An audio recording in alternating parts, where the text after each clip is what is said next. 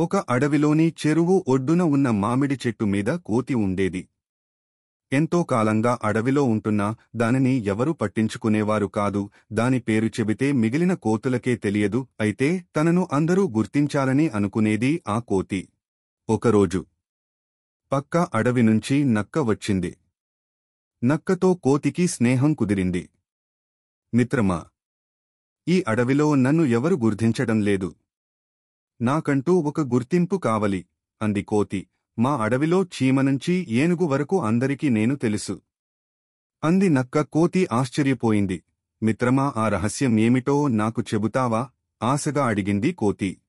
గొప్పవారిని గెలిచేస్తే మనకు గొప్పగా గుర్తింపు వస్తుంది అంది నక్క. అని కోతికి నక్క సలహా ఇచ్చింది. తెల్లారే అమలుపరచింది కోతి. మామిడి చెట్టు మీద కూర్చొని కిందున్న చెరువుకు వచ్చే గొప్పవారి కోసం ఎదురు చూడసాగింది. అప్పుడే పులి నీళ్లు త్రాగడానికి వచ్చింది. కోతి నెమ్మదిగా చెట్టు దిగి పులి వెనుకే అడుగులు వేస్తూ వెళ్లి పులి తోక పట్టుకుని గట్టిగా లాగి చెంగున చెట్టు మీదకు ఎగిరి కూర్చుంది. పులి పెద్దగా గాండ్రించి వెనక్కి తిరిగి చూసింది. చెట్టుమీద కూర్చున్న కోతి నాలుక చూపిస్తూ పులిని వెక్కిరించింది. పులి పెద్దగా గాండ్రిస్తూ చాలాసేపు అక్కడే కూర్చుంది. కోతి చెట్టు దిగలేదు. పులికి దాహంతో గొంతు ఎండిపోతుంది. కోతిని వదిలి చెరువులో నీళ్లు త్రాగి వెళ్లిపోయింది. కాసేపటికి ఆ దారి వెంట ఎలుగుబంటి తేనెపట్టు పట్టుకుని వచ్చింది.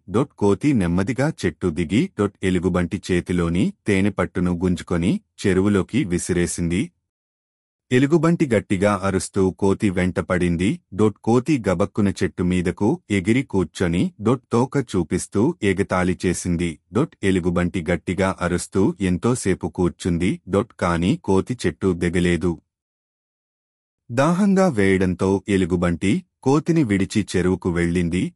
కాసేపటికి ఆ దారి వెంట ఏనుగు వచ్చింది. చెరువులో దిగి స్నానం చేసింది. కోతి నెమ్మదిగా చెట్టు దిగి చెరువును చేరుకుంది. ఏనుగు చూస్తూ, కొండల్లాగా గట్టిగా ఉంటావు, తొండ మోపుతుంటావు, సింహంని చూస్తే చాలు గజగజమాని వణుకుతావు అంటూ హేళనగా అంది. ఏనుగుకు కోపం వచ్చి కోతిని తొండంతో విసిరి పారేయటానికి ఒడ్డుకు వచ్చింది. చెట్టుక్కున చెట్టెక్కింది కోతి. ఏనుగు ఆవేశంతో చెట్టు ఊపి కాసేపటికి అలసిపోవడంతో అక్కడ నుంచి వెళ్లిపోయింది. అడవిలోని జంతువులన్నీ కోతి అల్లరి గురించి చెప్పుకొనసాగాయి. కోతి ఆగడాలపై మృగరాజు సింహానికి, పులికి, ఎలుగుబంటి, ఏనుగు ఫిర్యాదు చేశాయి. మృగరాజు సేవకులు కోతిని బంధించి తీసుకొచ్చాయి. కోతి ఎందుకు ఇలా ప్రవర్తిస్తున్నావు అని మృగరాజు గద్దించాడు. కోతి భయపడి నక్క ఇచ్చిన సలహా గురించి చెప్పింది. ఓరేయ్, ఆ నక్క చాలా చెడ్డది. అందుకే నీకు చేదు సలహా ఇచ్చింది. అది అక్కడ చెడు పనులు చేయటం వలన అక్కడి రాజు నక్కకు అడవి బహిష్కరణ శిక్ష వేశాడు. అందుకే మన అడవిలో తల దాచుకుంటుంది.